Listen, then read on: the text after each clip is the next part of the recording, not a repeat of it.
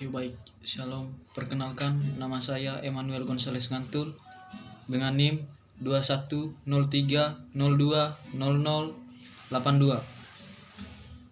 Jurusan Ilmu Administrasi Bisnis, Fakultas Ilmu Sosial dan Ilmu Politik, Universitas Nusa Cendana Kupang.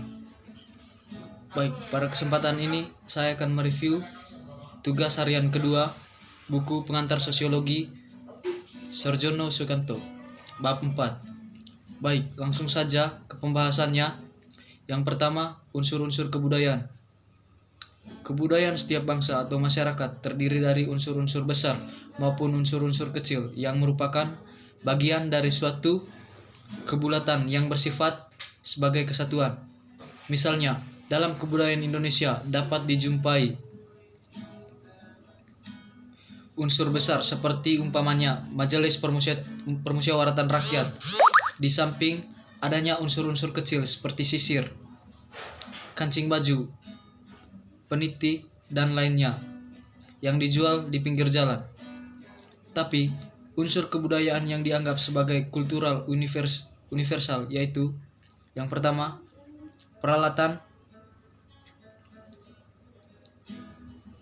dan perlengkapan hidup manusia atau pakaian perumahan, alat-alat rumah tangga, senjata, alat-alat produksi, transport, dan sebagainya. Yang kedua, mata pencaharian hidup dan sistem-sistem ekonomi, pertanian, peternakan, sistem produksi, sistem distribusi, dan sebagainya. Yang ketiga, sistem kemasyarakatan, sistem kekerabatan, organisasi, politik, sistem hukum, dan sistem perkawinan.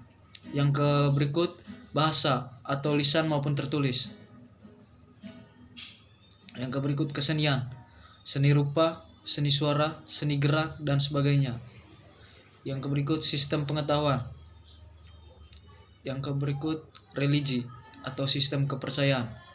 Contoh kultural universal, pencarian hidup dan ekonomi, antara lain mencakup kegiatan-kegiatan seperti pertanian, peternakan, sistem produksi, sistem distribusi, dan lain-lain. Yang berikut, fungsi kebudayaan bagi masyarakat. Kebudayaan mempunyai fungsi yang sangat besar bagi manusia dan masyarakat. Hasil karya masyarakat melahirkan teknologi atau kebudayaan, kebendaan yang mempunyai kegunaan utama di dalam melindungi masyarakat terhadap lingkungan di dalamnya. Teknologi pada hakikatnya meliputi paling sedikit 7 unsur, yaitu yang pertama, alat-alat produktif, senjata, wadah, makanan dan minuman, pakaian dan perhiasan, tempat berlindung dan perumahan, alat-alat transport. Menurut Ferdinand Tönnies, kebiasaan mempunyai 3 arti, yaitu sebagai berikut. Yang pertama, kebiasaan dalam arti yang menunjukkan pada suatu kenyataan yang bersifat objektif. Misalnya, kebiasaan untuk membangun pagi. Bagi kebiasaan untuk tidur di siang hari, kebiasaan untuk minum kopi sebelum mandi, dan lain-lain. Artinya adalah bahwa seorang biasa melakukan perbuatan-perbuatan tadi dalam tata cara hidupnya. Yang kedua, kebiasaan dalam arti kebiasaan tersebut dijadikan kaidah bagi seseorang yang diciptakan untuk dirinya sendiri. Dalam hal ini, orang yang bersangkutan yang menciptakan suatu perilaku bagi dirinya sendiri. Yang ketiga, kebiasaan dalam arti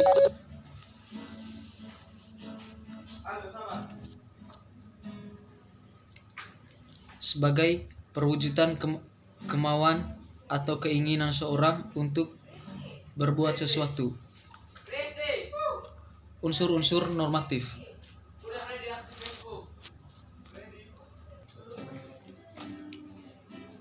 Unsur-unsur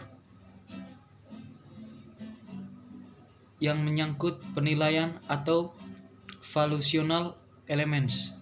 Misalnya, apa yang baik dan buruk, apa yang menyenangkan dan tidak menyenangkan, apa yang sesuai dengan keinginan dan apa yang tidak sesuai dengan keinginan.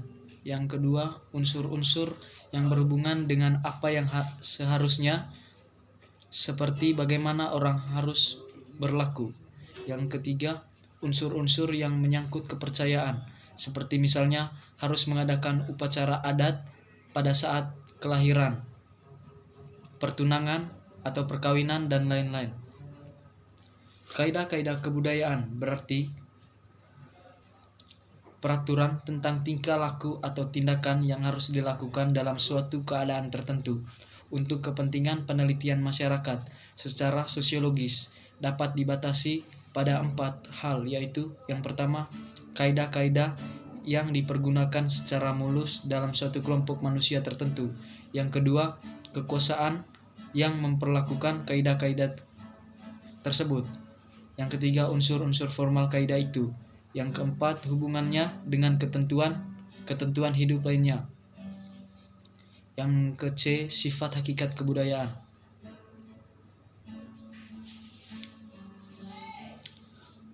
Walaupun setiap masyarakat mempunyai kebudayaan yang saling berbeda satu dengan yang lainnya, setiap kebudayaan mempunyai sifat hakikat yang berlaku umum bagi semua dimanapun juga. Sifat hakikat kebudayaan tadi adalah yang sebagai berikut. Yang pertama, kebudayaan terwujud dan tersalurnya lewat perilaku manusia. Yang kedua, kebudayaan telah ada terlebih dahulu mendahului lahirnya suatu generasi. Yang ketiga, kebudayaan diperlakukan oleh manusia dan diwujudkan tingkah lakunya. Yang keempat, kebudayaan mencakup aturan-aturan yang berisikan kewajiban-kewajiban, tindakan-tindakan yang diterima dan ditolak, tindakan-tindakan yang dilarang, dan tindakan-tindakan yang diizinkan. Sifat hakikat kebudayaan adalah ciri setiap kebudayaan, tetapi bila seorang hendak memahami sifat kehakikatnya yang esensial, terlebih dahulu harus memecahkan pertanggungjawaban yang ada di dalamnya, yaitu sebagai berikut. Yang pertama, di dalamnya pengalaman manusia, kebudayaan bersifat universal.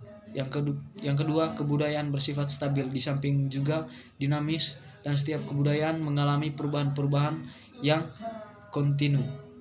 Yang ketiga, kebudayaan mengisi serta menentukan jalannya hidup manusia, walaupun hal itu jarang disadari oleh manusia itu sendiri.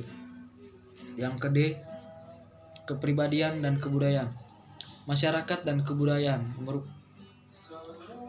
merupakan perwujudan atau abstrak perilaku manusia. Kepribadian mewujudkan perilaku manusia. Perilaku manusia dapat dibedakan dengan kepribadiannya, karena kepribadian merupakan latar belakang perilaku yang ada dalam diri seseorang individu. Yang ke-E, gerakan kebudayaan. Seorang sosiolog dalam mempelajari kebudayaan sebagai hasil masyarakat tidak akan membatasi diri pada struktur kebudayaan tersebut, yaitu unsur-unsurnya yang statis. Tetapi perhatiannya juga dicurahkan pada gerak kebudayaan tersebut.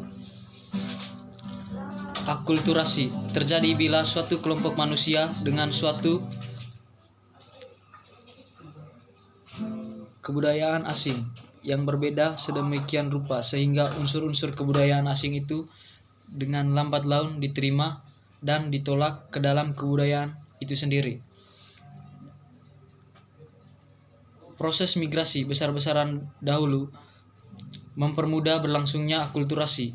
Beberapa masalah yang menyangkut proses akulturasi adalah: yang pertama, unsur-unsur kebudayaan asing yang mudah diterima. Yang kedua, unsur-unsur kebudayaan asing yang sulit diterima. Yang ketiga, individu-individu yang cepat menerima unsur-unsur yang baru. Yang keempat, ketegangan-ketegangan yang timbul sebagai akibat akulturasi. Proses akulturasi yang berjalan dengan baik dapat menghasilkan integrasi antara unsur-unsur kebudayaan asing dengan unsur-unsur kebudayaan sendiri. Baik, mungkin itu saja penjelasan materi dari saya.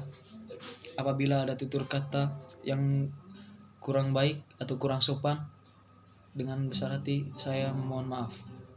Terima kasih.